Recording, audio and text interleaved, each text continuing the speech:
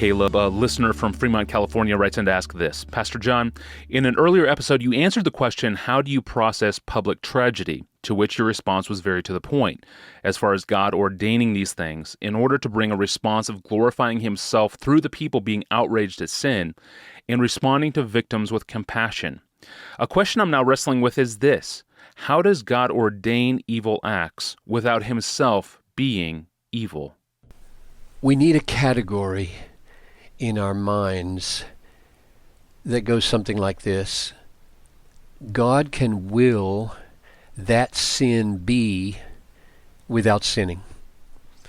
It's not a sin for God to choose that sin should be, should exist.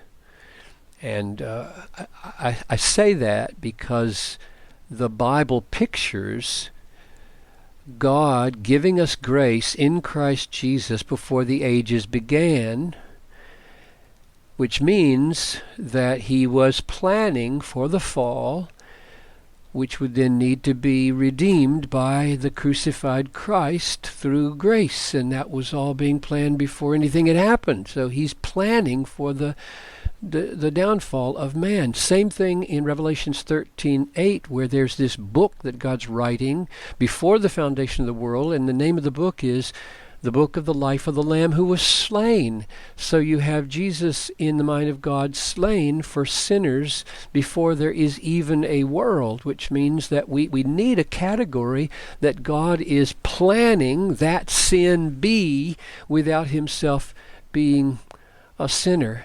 And we know from other passages that's in fact what God does.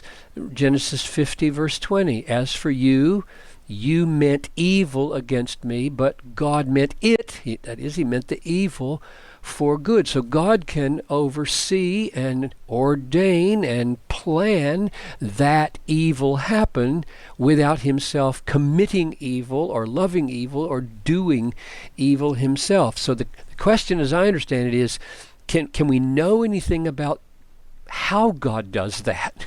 And this is really tough, Tony, and here's just my best shot. I thought of three things. One, God has infinite wisdom, and we don't have that, and so God is in a position to see how evil events can be woven together to bring about a greater good, and we dare not follow him in this and try to do evil that good may come. But God is infinitely wise and can see how it all fits together. A second thing is to say that when we sin sinfully. That is, we love sin. We do sin because it pleases us. When God ordains that sin be, he doesn't do it because he loves sin. He hates sin. We love what we're doing. We wouldn't do it. Nobody gets up in the morning and says, I got to sin some today out of duty. I don't feel like sinning, but I really should sin some today. We don't ever do that. We embrace sin because it pleases us. God never ordains that sin happen because it pleases him. He is managing something to a much higher end. So his motives and his heart are pure through and through. And the last thing comes from James 1, where it says, let no one say when he's tempted, I am being tempted by God, for God cannot be tempted with evil, and he himself tempts no one, but each person is tempted when he's lured and enticed by his own desire. And a lot of people quote that and say, God tempts no one with evil, so he can't be ordaining that someone sin. But that's not quite what it says.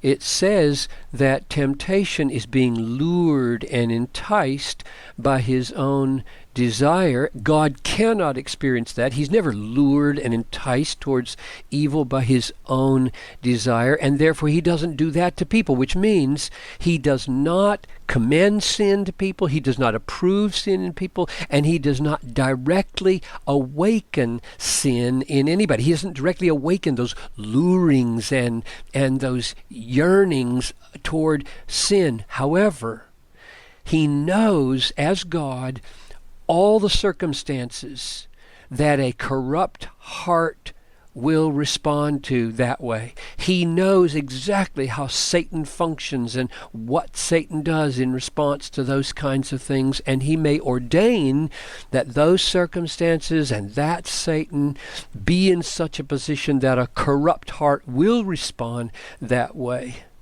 And so I think those three things at least distinguish God from us.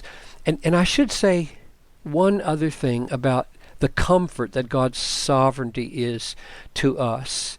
A lot of people stumble over the sovereignty of God in the control that he has ultimately over all things, including our lives. But according to Paul, there's a huge assurance in that as well, because he says, God does not let us be tempted beyond what we are able, but with the temptation makes a way of escape that we may be able to endure it, which means that his sovereignty over what he allows into our lives is perfectly calculated so that none of his children is ever brought to destruction through temptation.